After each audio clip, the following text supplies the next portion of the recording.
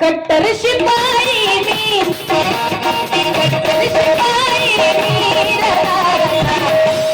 अरे कट्टर शिपाई मी दादा आंबेडकर घराण्यात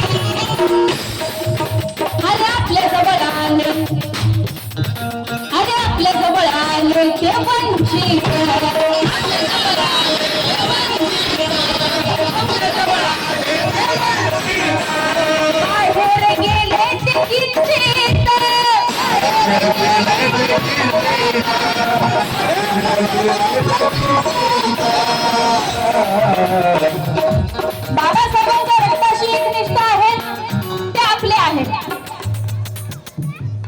पण बाबासाहेबांना बैमान होऊन ज्यांना पैशाचा माया झाला, बाबासाहेबांच्याच पुण्याईने कमवून खातात, पण बाबासाहेबांचं नाव घ्यायला लाजतात, अशा लोकांना समाजातूनच बाहेर गेलं पाहिजे.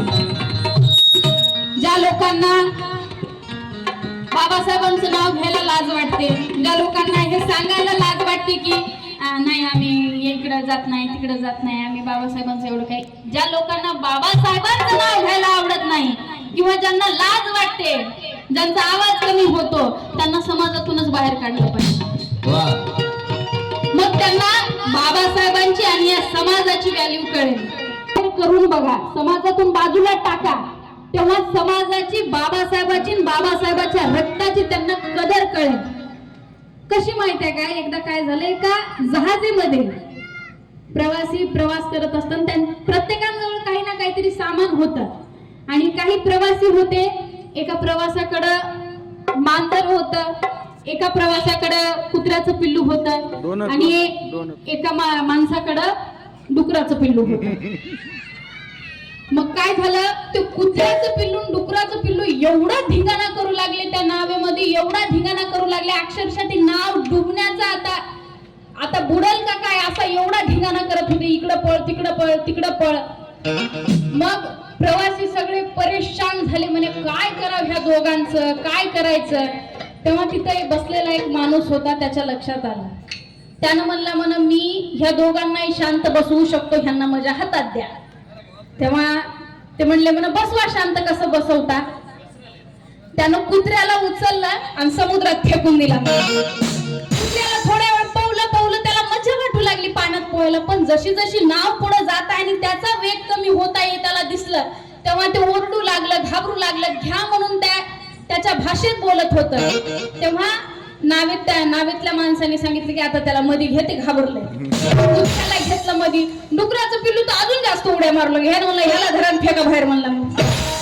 डुकराचं पिल्लू फेकलं बाहेर, त्याचं वजन होतं जास्त, त्याला तर पोहणे होईना गेलं तर ते चिरकायला सुरू केलं. मग म्हणले म्हणे घ्या त्याला मधी. आता ते पाण्यात बुडून पाणी बुचकाळून ते एवढे दमून गेले दोघं, नाव किनाऱ्याला लागेपर्यंत दोघंही कोपऱ्यातून उठले नाही. तसं आपल्या समाजामधले जे डुकरन कुत्रे वळवळ करतात, अशांना समाजाच्या बाहेर फेका. बाहेर दम कोणला की आपोआप भीक मागत तुमच्याकडे येत. गेली ती गुलामी. कारण असे समाजात आपल्या काही काही आहेत, त्यांना तुम्ही बाहेर फेका, मग त्यांना कदर कळते. कारण जे बाबासाहेबांच्या रक्ताला बैमान होतात, अशांना आम्ही कुठंच येऊ दिलं नाही पाहिजे. आम्हाला काही कळत नाही, नोकरी आहे की त्याला घ्या त्याच्याकडून, काही घेऊ नका, त्याचं त्याला येऊ सुद्धा देऊ नका. कारण गेली ती गुलामी पुन्हा येऊ देऊ नका, गेली ती गुलामी पुन्हा येऊ देऊ नका, झाली ती निलामी पुन्हा होऊ देऊ नका. जो गद्दारी करेल बाबासाहेबांच्या रक्ताशी, अशा भडव्यांना कधी कार्यक्रमात सुद्धा येऊ देऊ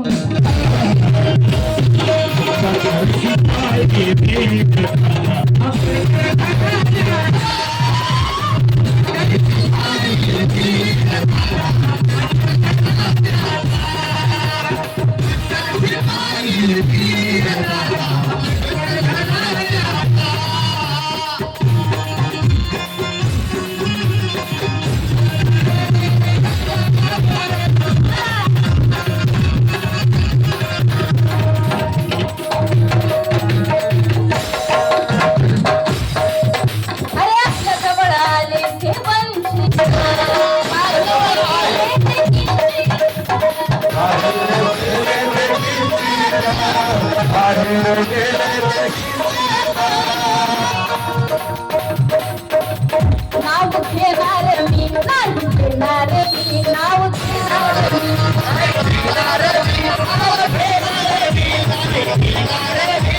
राहणार मी सोबत राहणार मी साथ देणार मी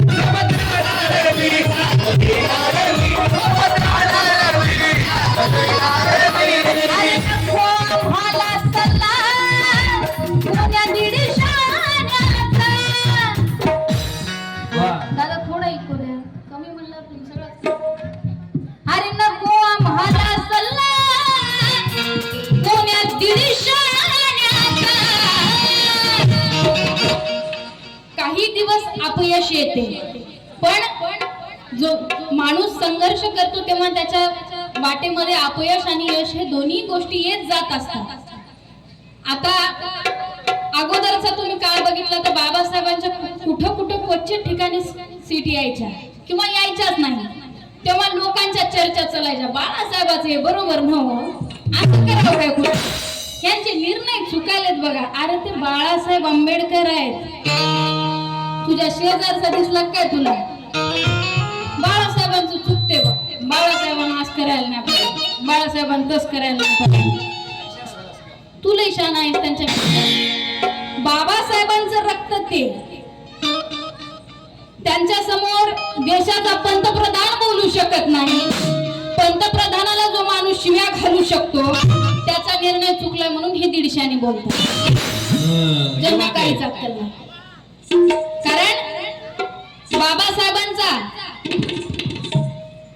आम्हाला कुणाचा सल्ला नकोय काय लोकांना कशी सवय समाजाचं देणं घेणं नाही पण जशा जशा निवडणुका आल्या जवळ येऊन आम्ही तुमचेच आहे तुमच्याशिवाय आमचं कुणी नाही तुम्ही तर आमचे मोठे भाऊच आहात अशा भूल थाप देणाऱ्या अशा भूल थापांना आम्ही बळी पडला नाही पाहिजे कारण वस्त्या अजूनही बहुजनांच्या जळल्या जातात आम्ही पाहतो प्रत्येक ठिकाणी प्रकरण घडले जातात कोणतेच नेते कार्यकर्ते पुढे येत नाहीत बहुजन समाजाला सोडलं तर